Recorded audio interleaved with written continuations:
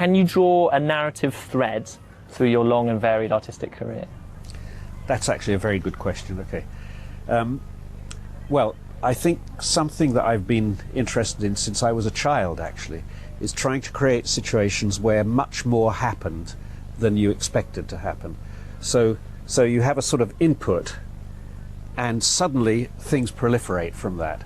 So, for example, one of my favorite games when I was a kid was to try to make a little railway engine take the longest possible route to the bottom of a sort of spiral of track that I would create by resting the rails on books and adjusting them carefully.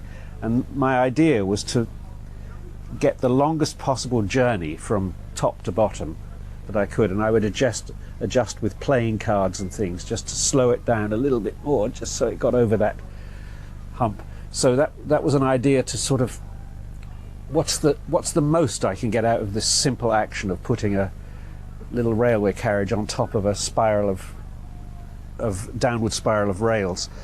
And then as time went on, that started to develop into a sort of an art practice, I suppose, where I remember when I was 16 I was in hospital and somebody brought me in some paints and some card to paint on, and I was doing sort of abstract expressionist paintings, but then going through the pictures and cutting out tiny little pieces like that. So out of one big splashy picture I would get about 100 tiny, very exquisite pictures, which I sold to the doctors and nurses, actually. The first work I ever sold was in hospital with appendicitis. How much did they pay? Did you? Oh, lots of money, like 2 and 6p. So then when I started making music, what interested me really from the very beginning was making kind of musical machines of some kind, musical systems, where for quite a small input there would be a lot of music coming out. I basically wanted to make infinite music machines. So an example of one of those, the most simple example you can imagine, is a wind chime. You know, a wind chime is a little machine that you build, has maybe 5 pipes, and the wind activates it, and of course it activates it differently all the time. So there's a constantly changing, infinitely long piece of music from that. So I never made wind chimes, but I was inspired by the idea of making work in that way. So essentially I think as I want to make things that surprised me, that I didn't visualize in advance. You know, usually the idea of an artist is that you have the whole thing in your head and then somehow you physically realize that. You know, so people imagine that people like Beethoven had symphonies in their head, and then they carefully wrote it all down and kind of organized a way for an orchestra to bring that into life. That's never been an interest for me. In fact, I don't believe that it was for Beethoven either, actually. I think that's a wrong impression of how artists work. That sort of idea of the artist as an architect belongs to architecture. Architects do that, I realize, but I don't think musicians generally do. I think that we are much more like gardeners. We're planting seeds, and then how they come up is different every time, you know, and constantly is surprising. So I moved away from the idea of the artist as architect, meaning as somebody in possession of a completely clear vision of the final work. I moved away from that to the artist as gardener, somebody who plants a few seeds and then watches them grow, just as you, the audience, watch them grow. As one of the most influential gardeners of the second half of the 20th century, do you take stock of the people you've influenced? I don't really think about it that much, to be honest. I mean, occasionally I hear something and I think, wow, that's really good, it sounds just like me. But on the other hand, I sometimes hear things and I think, wow, that's really good, it doesn't sound anything like me at all. So I'm kind of more interested generally in the things that aren't like what I do. So what simple things haven't you yet taken and made more complicated? What continues to motivate you? Well, there two levels of answer, day-to-day answer, which is that there is constantly new software being invented, which does things that nobody could ever do before. And so it's always been an interest of mine to see what I could do with it that nobody had thought of doing. For instance, my early use of tape recorders was really to do with the fact that the tape recorder turned music from something ephemeral, something that was in the air, to something physical, something on tape. So what can you do now that sound is a physical entity that you can edit and reverse and stretch and do things to?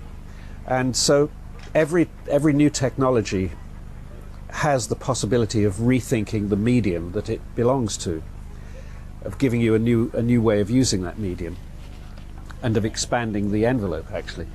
So that's a sort of a day-to-day interest, because there's so much digital music technology coming out all the time that if I'm ever bored, I can just see what's new and try to keep up with it.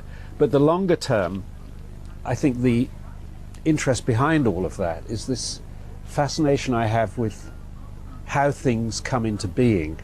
And the classical view of how things come into being is that very intelligent things create other things. So, you know, classically God is at the top, and then he inspires people like Newton and Darwin and Einstein and Shakespeare and so on.